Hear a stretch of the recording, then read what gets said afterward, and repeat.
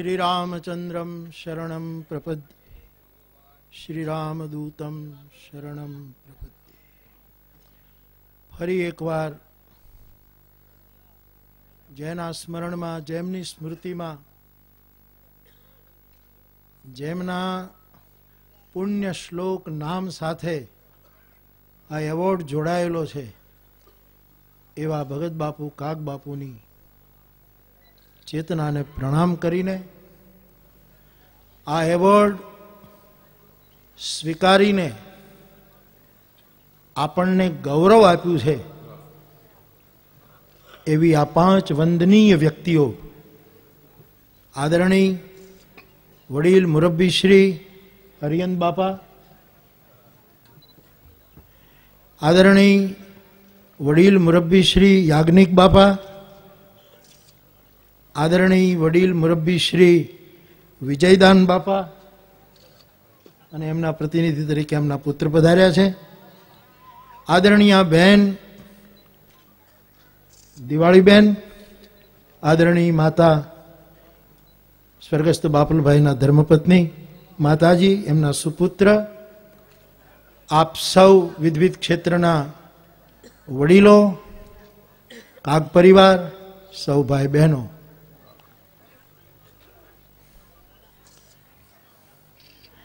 શું બોલવું પણ બોલીશ।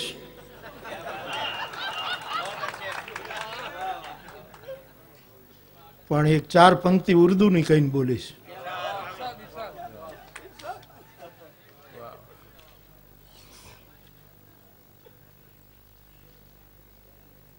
शकून दिल के लिए एहतराम करूं, शकून दिल के लिए एहतराम करूं, आप जरा नजर उठाओ तो फिर सलाम करूं। शकून दिल के लिए एहतराम करूं, आप जरा नजर उठाओ तो फिर सलाम करूं। मैं नशे में हूं, जयदेव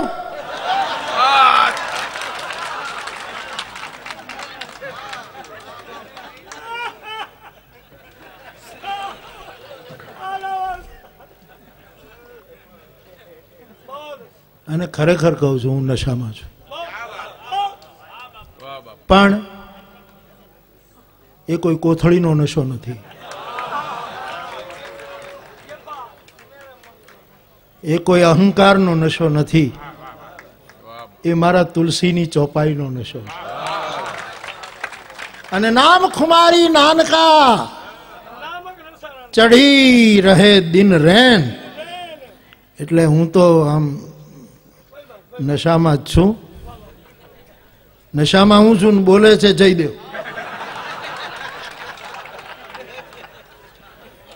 शकून दिल के लिए एहतराम करूं, आप जरा नजर उठाओ तो फिर सलाम करूं। मैं नशे में हूं, आप मशवरा दीजिए। कौन क्यों नशा में छू, तमे मने सलाह आपो, मार्गदर्शन करो। मैं नशे में हूं, आप मशवरा दीजिए।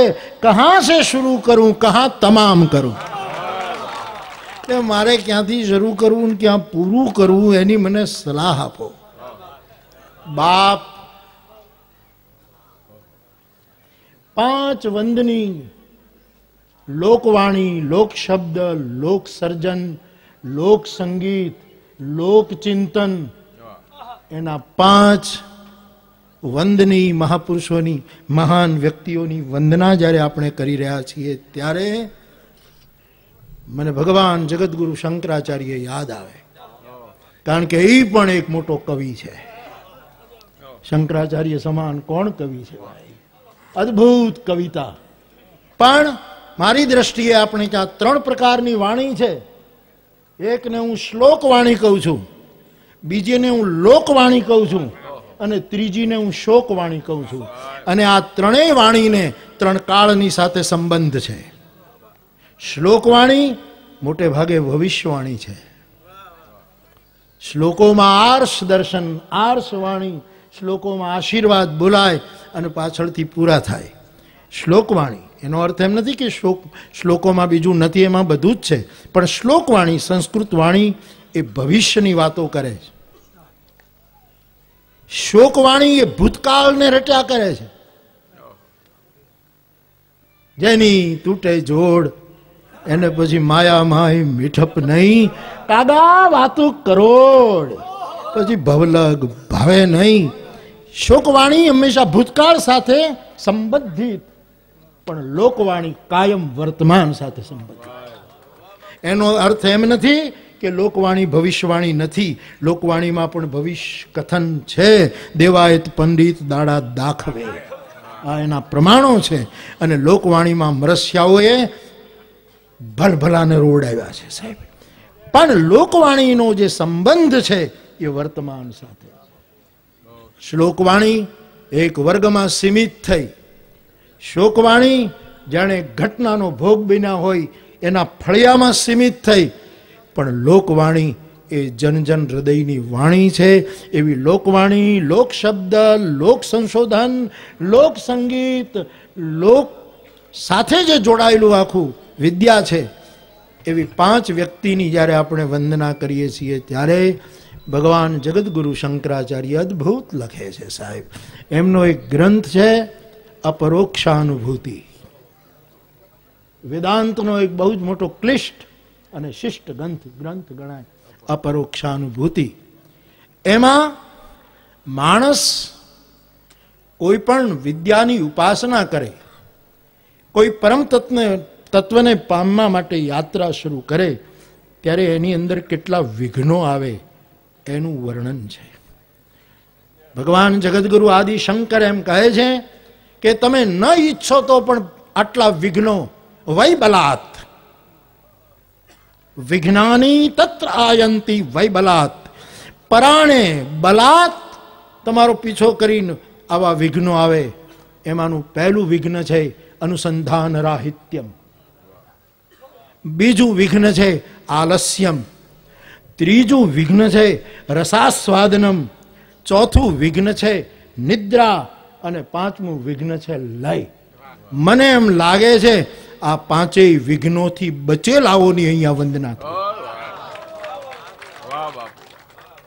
અને ફરી એક વખત કહું, શબ્દ મારું જીવન છે એટલે હું શબ્દ જેમ તેમ નહીં વાપરું.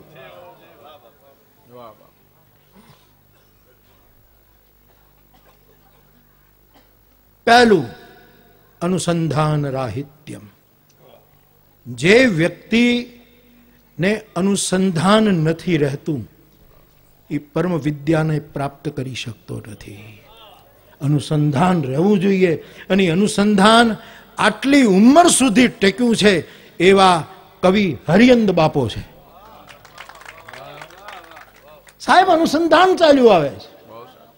મહુવા ક્યારેક ક્યારેક આવે, બેસે, વાતો માંડે, ત્યારે નહીતર ઉંમર થાય પછી લંબાણ થાય પણ ફગે નહીં. અનુસંધાન પકડી રાખે. એમણે રંતીદેવને પકડી રાખ્યો. એમની સાથે સાથે ચારણની જે વિદ્યા છે, કારણ કે એક શબ્દ આવે એટલે ચારણ પછી રોકાય નહીં સાહેબ. વિષ્ણુ આવ્યો એટલે વિષ્ણુની સ્તુતિ શરૂ થઈ જાય, નારદ આવ્યો એટલે ઈ શરૂ થાય, શંકર, એ રોકાય નહીં. એ એની મોહબ્બત છે, મજબૂરી નથી સાહેબ. મજબૂરી જુદી વસ્તુ છે અને મોહબ્બત જુદી વસ્તુ છે. અને કવિના ખોળિયામાં આ મોહબ્બત ન હોય તો ક્યાં દરિયામાં હોય. અનુસંધાન રાહિત્યમ, અનુસંધાન ન તૂટે. ઈ જે એક અનુસંધાન જેનું તૂટ્યું નથી એવી એક લોક સભ્યતાની વંદના આપણે કરી છે. બાપા તમને પ્રણામ. કહેતા હતા, કોણે કીધું કે આમ તો 90 થયા છે પણ હવે 10 વધી જશે. અરે હજી બીજા 10 વધે તો બીજો એવોર્ડ આપીએ બાપા. અમારે તો આવા માણસોની જરૂર છે. આનંદ વ્યક્ત કરું છું. એને તો એક કાફી છે, બીજાને માંગે પણ નહીં સાહેબ. એટલે મારે તો તકલીફ કે તમે બોલી ગયા તા, લ્યો હવે પાળો. એટલે પણ તું તો પાળ. કેટલાય આવા દાખલાઓમાંથી હું પસાર થાઉં છું સાહેબ. બાપ અનુસંધાન જેણે 90 વર્ષ સુધી ચારણી વિદ્યા સાથે સાધ્યું છે એવી એક ઝૈફ અને બુઝર્ગ વ્યક્તિની આપણે વંદના કરી. બીજું આલસ્યમ. કોણ પામે પરમ વિદ્યાને? જેનામાં આળસ નથી. યાજ્ઞિક બાપો. આળસ હોત તો આટલું સંશોધન ન થાય, આવું વિવેચન ન થાય. બળુભાઈએ જે રીતે પરિચય આપ્યો કે ક્યાંથી લાવે, કેવું કેવું લાવે, અને છતાં નિર્ભીક રીતે એને જે કહેવું હોય તે દોટૂક કહે. આળસ નથી, નહીતર આવી સાહિત્યની સેવા ન થાય. ચારણ સમાજને એટલું તો હું વિનંતી કરું, આળસુ ન થશો. ભગવાન વ્યાસને બહુ દુઃખ સાથે કહેવું પડ્યું, પ્રમાદો વય મૃત્યુ. આળસ જ મોત છે. આળસ એ મોતનો પર્યાય છે. જે દિવસે ચારણ સૂતો રહેશે તે દિવસે આખો સમાજ સૂતો રહેશે. જવાબદારી ચારણના દીકરાઓની છે. અને તો સારું છે આ માયો એ બધા જાગૃત રાખી છે. સાહેબ, આલસ્યમ. લોક સભ્યતાનું ચિંતન કરવા, લોક સંસ્કૃતિનું જતન કરવા આ ઉંમરે પણ જેનામાં ક્યાંય પ્રમાદ દેખાતો નથી એવી વ્યક્તિની વંદના એ યાજ્ઞિક બાપાની વંદના છે. અનુસંધાન રાહિત્યમ આલસ્યમ રસાસ્વાદનમ. તમે પરમને પામવા માટે નીકળો અને તમને વચ્ચે ક્યાંક તમે રસ લેવા માંડો, રસભોગતા બનો, રસિક બનો, તો એ પરમને પામવાનું વિઘ્ન છે.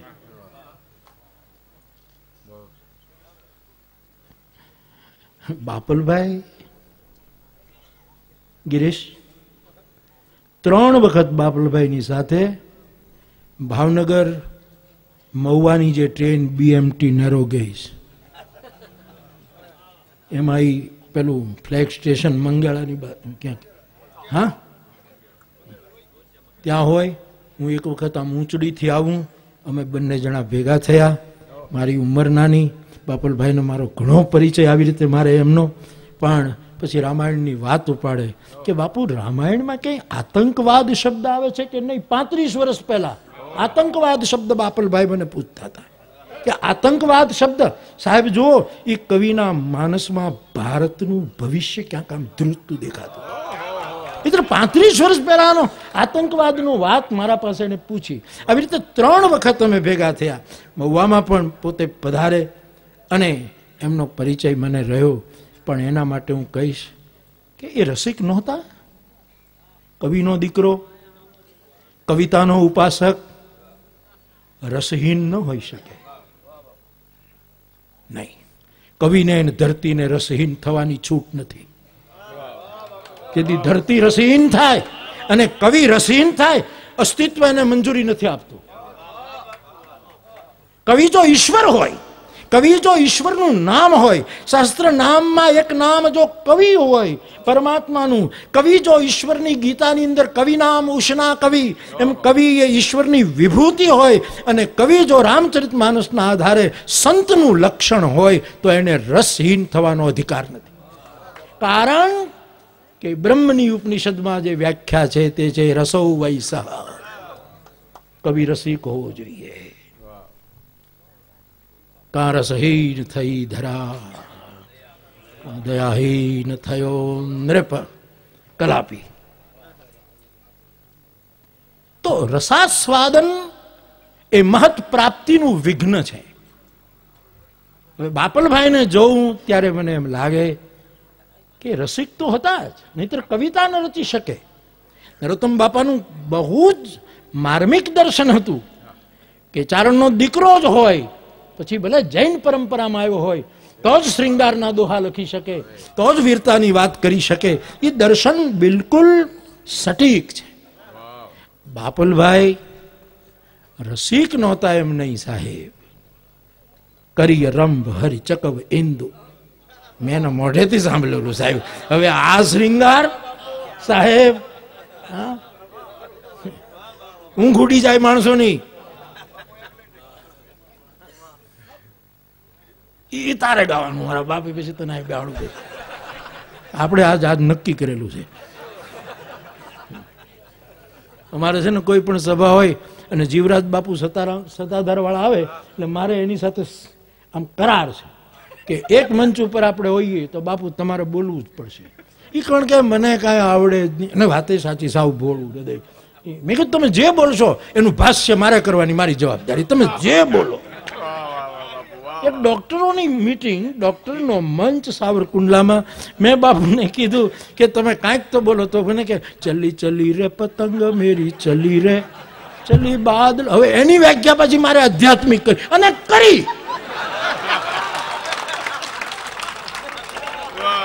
અરે સાહેબ, હુતારને લાકડું આપો ગમે તે કરી નાખે સાહેબ. દંતાળનો પાયો કરી નાખે, ખાટલાનો પાયો કરે, દંતાળનો દાંત કરે, વાહલાનો હાથો કરે. સાઈડીનું ઉપરનું ઢાંકણું હુતાર બરાબર હોવું જોઈએ. અને સુતાર એનો પર્યાય શબ્દ છે વિશ્વકર્મા. સર્જક છે મોટો સુતાર. સુતાર જેવો કોઈ બીજો કોઈ છે નહીં બાપ. એથી પછી હું એની વ્યાખ્યા કરું. એમ આજ મારે જયદેવને કરાર છે. મને જે આવડે નહીં એને પૂરું કરવાનું. અહીંયા ગાઈને છંદ બંધ ધમધમાટી બોલાવવાની છે એને. અહીંયા આટલી રાડું પાડે તો અહીંયા આવ્યા પછી હું કરશે મારો બાપ. ધીરુભાઈ,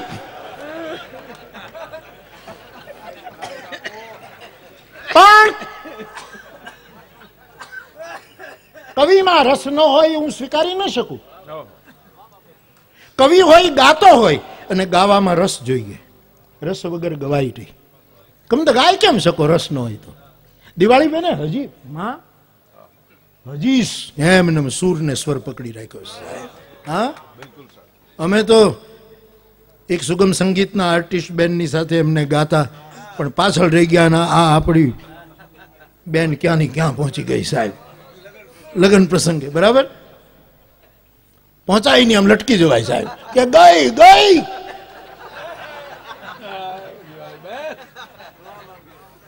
રસ હોવો જ જોઈએ, અને રસ વગરના જીવનનો કોઈ અર્થ નથી સાહેબ.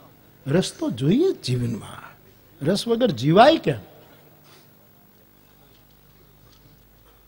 બાપલભાઈને રસ હોય તો એની વિદ્યાનું વિઘ્ન છે, પણ રસાસ્વાદન એ વિઘ્ન છે એટલા માટે કે કોઈ પણ કળામાં તમારો રસ હોય એ વિઘ્ન નથી, પણ કળા પામ્યા પછી એનો અહંકાર કરવાનો જે રસ જાગે છે એ ન હોય એનું ઈ સન્માન છે.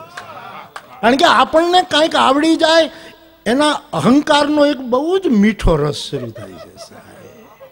એ આપણને ખબર નથી પડતી, અને છતાંય આપણે પીધા વગર ઘૂંટડા ગળતા હોઈએ છીએ સાહેબ. કોઈક આપણા વખાણ કરે અને એમાં જે આપણું હું કરું એ જ અજ્ઞાનતા અને શકટનો ભાર જેમ શ્વાન તાણે. પણ શું કરીએ બાપ? નરસિંહ મહેતાએ માથું પછાડ્યું. સૃષ્ટિ મંડાણ છે સર્વ એણી પેરે, પણ એને જોગી જોગેશ્વરા કોક જાણે. તો બાપ, રસાસ્વાદન એ વિઘ્ન છે, પણ એ રસાસ્વાદન વિદ્યાની ઉપાસનામાં જે વિદ્યા હસ્તગત કરી છે એનો અહંકારનો રસ ક્યારેય ન જાગે. કે મારા કોઈ વખાણ કરે, મારી કોઈ પ્રતિષ્ઠા ગાય. આપણે તો મરણોત્તર એને આપી રહ્યા છીએ. એની ચેતના જ્યાં હશે ત્યાંથી આશીર્વાદ આપતી હશે, બાકી એને શું અપાય? આવો રસ, અહંકારનો રસ એ વિઘ્ન છે. એવી વ્યક્તિ તરીકે મેં જે રીતે બાપલભાઈને જોયા છે એને હું એ સ્થાનમાં મૂકીને પ્રણામ કરું છું. ચોથું, નિદ્રા એ વિઘ્ન છે. ઊંઘી જવું વિઘ્ન છે. આ વિદ્યામાં જાગૃતિ બહુ જરૂર છે, અને જાગૃતિ માતૃ શરીરમાં જેટલી હોય એટલી બીજા કોઈનામાં. માં જેટલી જાગતી હોય, ગૃહિણી જેટલી જાગતી હોય, સાહેબ છોડો, બાપ માંદો હોય તેથી દીકરી જેટલું જાગતી હોય એટલું જગતમાં કોઈ ન જાગે. જાગૃતિનું પ્રતીક છે માતૃ શરીર. અને તેથી એક માતૃ શરીર ગિરીશભાઈના માં, બાપલભાઈના ધર્મપત્ની, કોઈ પણ સ્ત્રી જાગૃત હોય છે સાહેબ.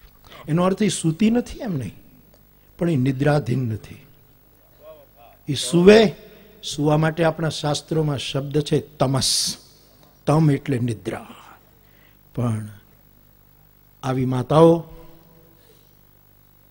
એમને હું જોઉં ત્યારે, અને એની સાથોસાથ દિવાળી બેન એક જાગ. અને સાહેબ, આખી દુનિયામાં જેટલી કોમ હોય એમાં ભીલડી જેટલું જાગી છે એટલું કોઈ નથી જાગી.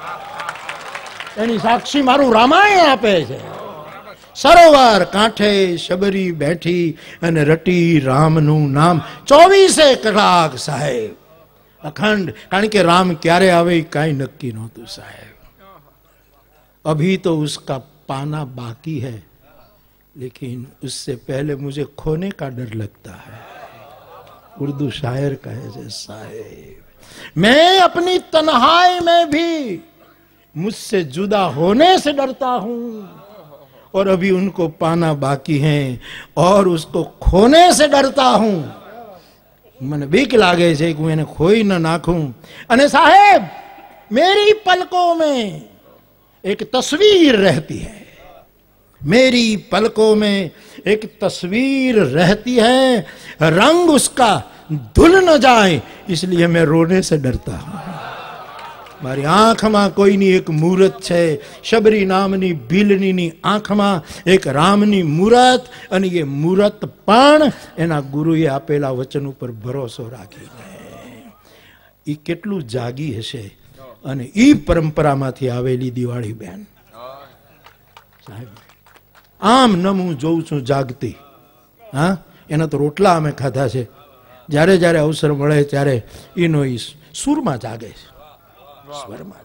બાકી તો સૂવું પડે, દેહધારીઓને સૂવું પડે. બાકી ખોટા ચમત્કાર ન હાલે કે ફલાણા બાપુ તો હુતા જ બધા હોઈ જતા.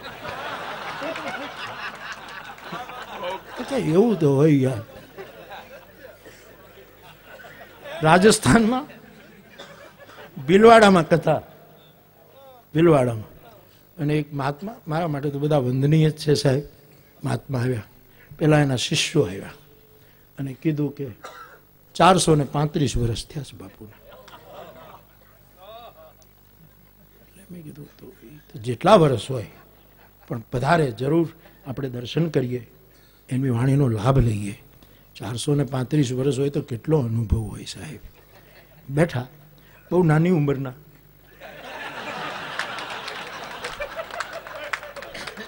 પણ અમારા રામાયણનું સૂત્ર છે તેજવંત લઘુ ગણીય ને કાવું. જેનામાં તેજ હોય એને કોઈ દિવસ નાનું ન ગણાય, એ બધા મોટા જ હોય સાહેબ. એવું છે રામાયણ. બેઠા, હું તો કાંઈ પૂછું નહીં, પણ મારી સાથે હિન્દી ભાષી 2-3 દિલ્હીવાળા તો ગજબ હોય.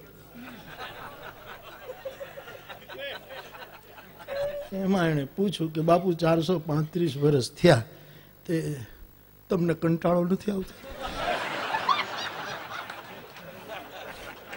મને રસ એ પડ્યો કે આ બાપુ જવાબ શું આપશે, પણ બાપુએ દાંત કાઢીને વાત કાઢી નાખી છે. દાંત કાઢીને વાત કાઢી નાખી. કોકને કીધું હતું ને કે એક ચેલાને પૂછ્યું કે તમારા ગુરુની ઉંમર, કે એમાં કઈ ગમ ન પડે. સુરેશ દલાલની એક પંક્તિ છે, અગમ નિગમ નહીં સારે ગમની ગુરુ ગતાગમ જાણે. અગમ નિગમ નહીં સારે ગમની ગુરુ ગતાગમ જાણે. સુરેશ દલાલની કવિતા છે સાહેબ. એટલે ચેલાએ કીધું કે બાપુની કોઈ ખબર ન પડે સાહેબ. એને કેટલા વર્ષ થયા, પણ 250 વર્ષથી હું એની સેવામાં છું.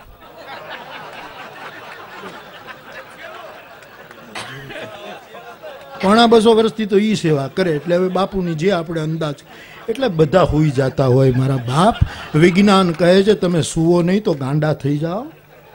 હા, ઓછું સુવાય, ભજન તમારી નિદ્રાની માત્રા ઓછી કરી નાખે. હા, એનો અનુભવ હું પણ કહી શકું. માત્રા ઓછી થઈ જાય.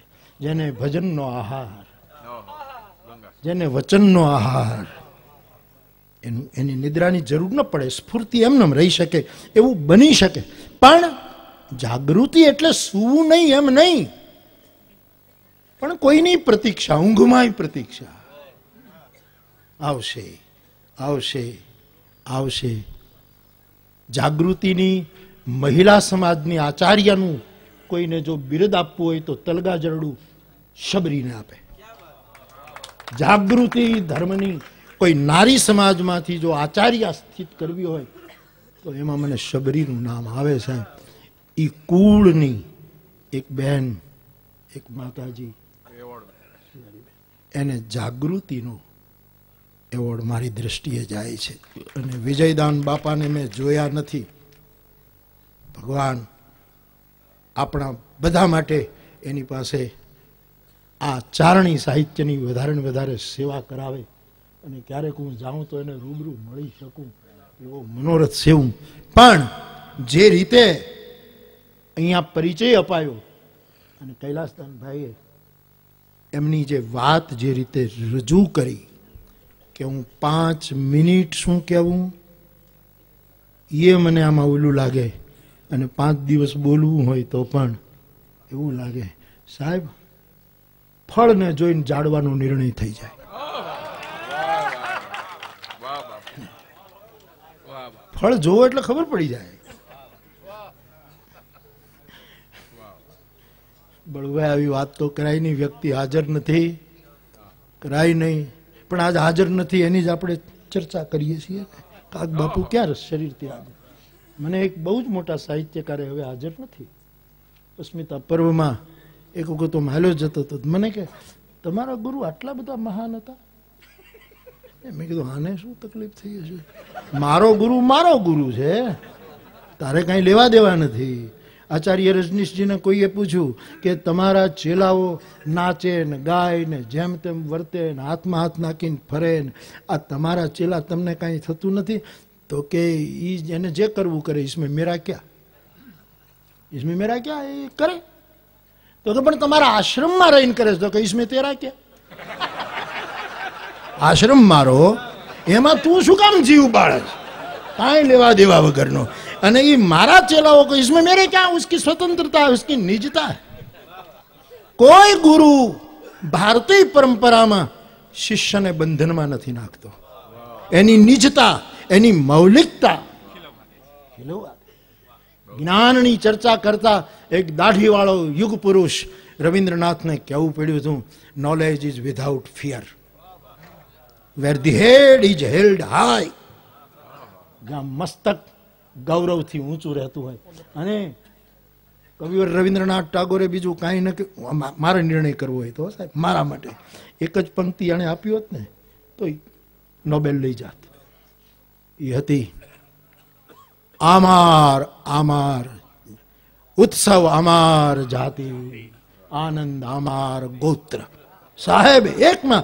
અને આ ભગત બાપુને એક જ લીટી પર્યાપ્ત હતી, ઝડપેલું અમી અમર કરશે પણ અભય નહીં આપી શકશે. સાહેબ વિશ્વના ચોકમાં મૂકવા જેવી પંક્તિ, યુનોની બિલ્ડિંગ ઉપર લખવા જેવી પંક્તિ કે એકાબીજાનું આંચકવા નીકળ્યા છો, એકાબીજાના ઉપર તોપ ગોળા ફૂંકો છો.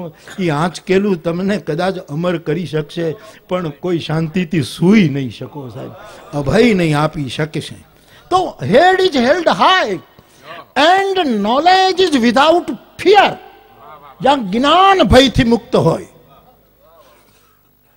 અને મેં સવારે બપોરની બેઠકમાં કહ્યું, ભેદની ભીતોને ભાંગવાની. જ્યાં જગત ડોમેસ્ટિક વોલ્સમાં તૂટતું ન હોય. આવી તો મને એને પૂછ્યું કે તમારા ગુરુ આટલા બધા મહાન છે? મારે એને બહુ મોટી ઉંમર, આપણે એની સાથે ચર્ચા ન કરાય. એનું અભિવાદન કરી અને આપણી આયુષ વધારાય. હા કેમ? આ તો હું મનુસ્મૃતિની વાત કરું છું. મારા ખિસ્સામાંથી ઘડિયાળ જ કાઢી છે, બીજું ખિસ્સામાંથી કાંઈ નથી કાઢ્યું. પણ મનુસ્મૃતિ કહે છે કે તમારાથી બધી રીતે થોડાક કંઈક મોટા હોય અથવા તો એ પોતાને મોટા માનતા હોય તો આપણને શું વાંધો? પણ એને અભિવાદન કરવાથી આયુર્વિદ્યા યશો બલમ, આ 4 વસ્તુમાં વૃદ્ધિ થતી હોય તો આપણી તો ઉંમર વધે. વળી પાછું બીજી વખત પૂછ્યું કે તમે, પણ મેં કીધું મારા ગુરુની હારે તમને શું, તમે એને ઓળખો નહીં, તમે જોયા નથી. ઘાયલ કી ગત ઘાયલ જાણે. સાહેબ તમે પણ જ્યારે એને બહુ કીધું ત્યારે મેં એટલું જ કહ્યું કે બહુ વિદ્વાન છો, ફળ જોઈને જાણવાનો નિર્ણય ન કરી શકો. એ આત્મશ્લાઘા નથી, મારું આત્મનિવેદન છે. અને આત્મનિવેદન એ ભાગવત ધર્મની 9મી ભક્તિ છે. શ્રવણમ કીર્તનમ વિષ્ણુ સ્મરણમ પાદ સેવનમ અર્ચનમ વંદનમ દાસ્યમ સખ્યમ આત્મ નિવેદનમ. તો જે રીતે બાપાની ચર્ચા, અને મને આજ ખબર પડી કે રાજસ્થાની ભાષા આપણા સંવિધાન, એટલે તો બહુ કહેવાય યાર. મને એક મારવાડીએ પૂછ્યું કે તમે મારવાડી ભાષા જાણો? મેં કીધું મારવાડી નથી જાણતો, મારવાડીને જાણું છું, ભાષા નહીં, મારવાડીને જાણવું. પણ એમની વેદના એમણે વ્યક્તિ ખબર નહીં ત્યાં કેમ અટક્યું હશે. પણ અત્યારે તો એટલા બધા વ્યસ્ત છે કે કોઈનું સાંભળે એમ નથી. ગાંધી બાપુ હોત તો એનું ના સાંભળે, કારણ કે બધા બહુ જ ગોઠવણમાં પીડ્યા છે સાહેબ, બહુ જ વ્યસ્ત છે. અને એને આપણે ડિસ્ટર્બ ન કરાય, ઓલરેડી ડિસ્ટર્બ છે.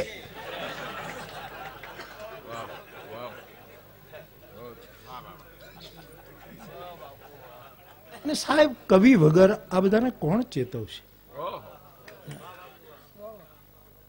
દિલ્હીમાં જ્યારે ભગત બાપુને કહેવામાં આવ્યું, સરદાર પટેલે કહ્યું કે કોણે કહ્યું કે બાપુ આજે, જવાહરલાલે કોઈ કહ્યું કે આજે આમ હોત તો કોઈ શીઘ્ર કવિતા લખત. અને એ જ રાતે કહે છે ભગત બાપુ એ રાષ્ટ્રધ્વજ 25 લખી. હા હા હા હા, એવું કંઈક આપી, રાષ્ટ્રધ્વજ 25 આપી, એવું પિંગળસિંહ બાપા અમને સમજાવતા. મારે કહેવું છે કે જે રીતે પરિચય અહીંયા અપાયો, લાવ ને હું જ લઈ લો.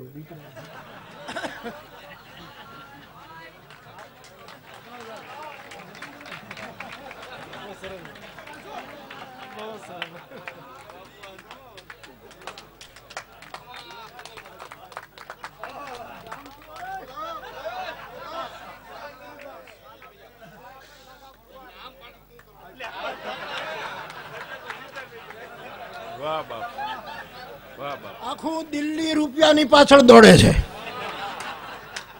અને ગામડાનો માળું સામેથી રૂપિયા લઈ અને સાધુને ચરણે ધરે છે. આ સંસ્કૃતિ, આ મૂલ્ય કાગને ફળીએ છે. હું કોઈનો રૂપિયો લેતો નથી, પણ આજ ઘણા છે સોલભાઈ.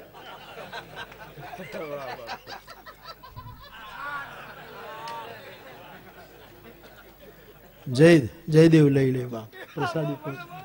હા પણ મારા બાપ હોય તો મારાથી હચવાય નહીં. હું ફૂલનો હારે નથી સહન કરી શકતો, હોનો હાર કેમ સહન કરી શકું ભાઈ સાહેબ? મારાથી એનો વાર નહીં ઉપડે બાપા. હા મારા બાપ નથી, મારી એક કાક બાપુના ફળિયાની પ્રસાદી છે.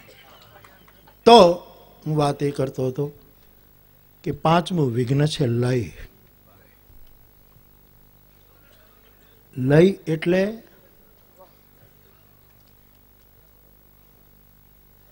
ડૂબી જવું, લય લીન થવું. નીકળ્યા હોઈએ હરિભજવા માટે અને ઓટન લગે કપાસ, કપાસમાં લીન થઈ જવું. નીકળ્યા હોય દ્વારકાની જાત્રાએ અને ક્યાંક પાનનો ગલ્લો કરીને બેસી જઈએ, એ ક્યાંક જુદે લઈ થઈ જવું. આપણા લક્ષ્ય કરતા બીજી જગ્યાએ લઈ લીન થવું એ પરમ વિદ્યાની પ્રાપ્તિનું વિઘ્ન છે. મને એમ લાગે છે આ ઉંમરે રૂપાયતન સંસ્થામાં બેસીને વગર શુલ્ક કાંઈ પણ પેલી કર્યા વગર જે વડીલ, જે વિદ્યા પુરુષ પોતાની આટલી મોટી સેવા કરી રહ્યા છે, મને એમ લાગે છે એ બીજી કોઈ વસ્તુમાં લઈ નહીં હોય. એને કહેવત અને એ જ વેદના એમના પુત્રના મુખેથી નીકળી કે અમારી ભાષાને સંવિધાનમાં માન્યતા નથી મળી. પણ મેં કહ્યું કે મારું તો એ ક્યાંય ગજું નહીં કે આપણે ત્યાં કહી શકીએ. પણ છતાંય હા, એ ઘણાને ઓળખું, એ પણ મને ઓળખે. ક્યારેક કોઈક ભેટો થશે તો હું પીડા તો વ્યક્ત કરી, પીડા વ્યક્ત કરી. પણ હવે અત્યારે મેં કહ્યું ને બહુ બિઝી છે. हाँ, मैं जरूर कहूँगा। मैं अशोक गहलोत को कहूँगा, यहाँ से गया दिल्ली में। हाँ, वसुंधरा को कहूँगा, ये सब मेरे बहुत परिचित है साहब। हाँ, પણ ક્યોંક વચન તો નથી આપતો સાહેબ, કારણ કે હું તો આમ દિલ્હીથી પસાર જ થાઉં છું. રોકાવા જેવું ગામ નથી. હું અહીંયા જ ઊભો છું, ચૂંટણીમાં ક્યારેય ઊભો નથી. અહીંયા ઊભો છું સાહેબ, આપણે ચૂંટણીમાં ઊભું નથી. કારણ કે ચૂંટણીમાં જેટલા ઊભા જ ને પછી ખુરશી ઉપર બેસી જાય પછી ક્યારેય ઉઠતા જ નથી.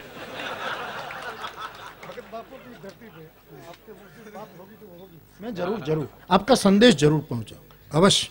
મને જ્યારે મોકો મળશે એ વિભાગના કોઈ કેન્દ્રીય મંત્રીનો ભેટો થશે તો હું એ મારી વેદના છે એમ માનીને પહોંચાડું.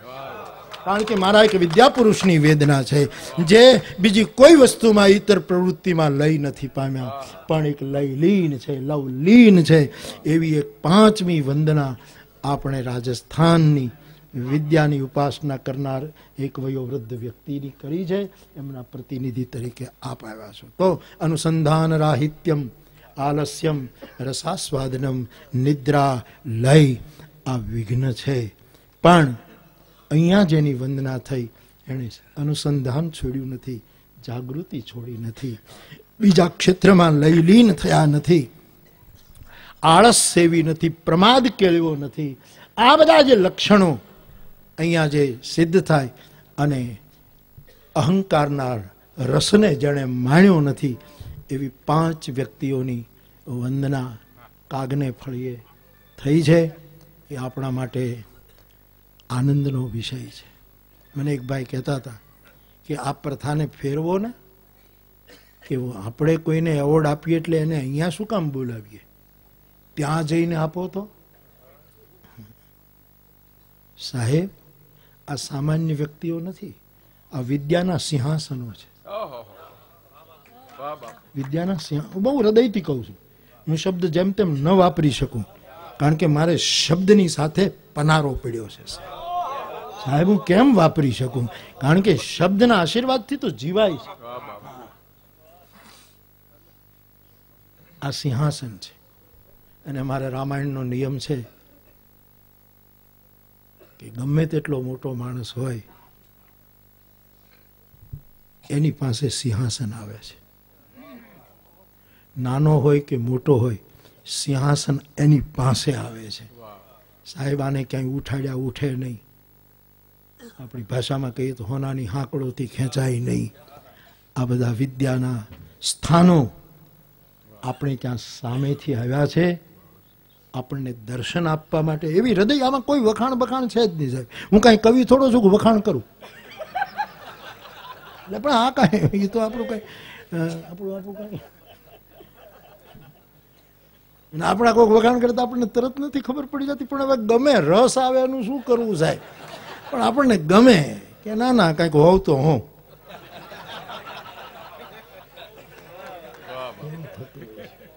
આ સિંહાસનો આપણી પાસે આવ્યા છે. અને બીજું કારણ એ છે કે આ બધા ત્યાં ક્યાંથી જાય, અને આટલી ઉદારતા તો આ સિંહાસનમાં હોય.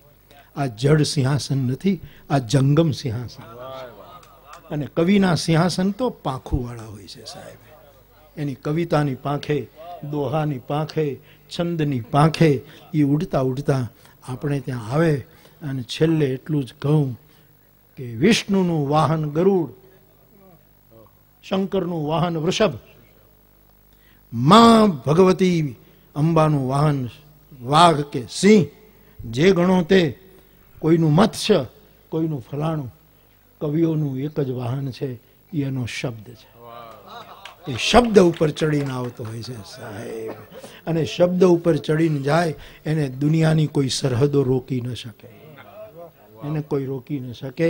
એનું ઇમિગ્રેશન ન થાય, એને કસ્ટમ રોકી ન શકે, એને કોઈને વિઝાની જરૂર ન પડે. કારણ કે શબ્દ એ તો પાંખાડા પંખી છે સાહેબ.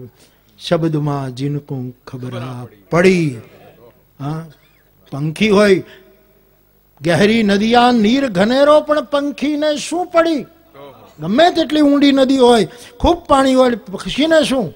ગહેરી નદિયા નીર ઘનેરો, પંખીને શું પડી. એક પલકમાં પાર ઉતરે ન બેસે નાવડી, કારણ કે શબ્દમાં जिनको खबरा पड़ी।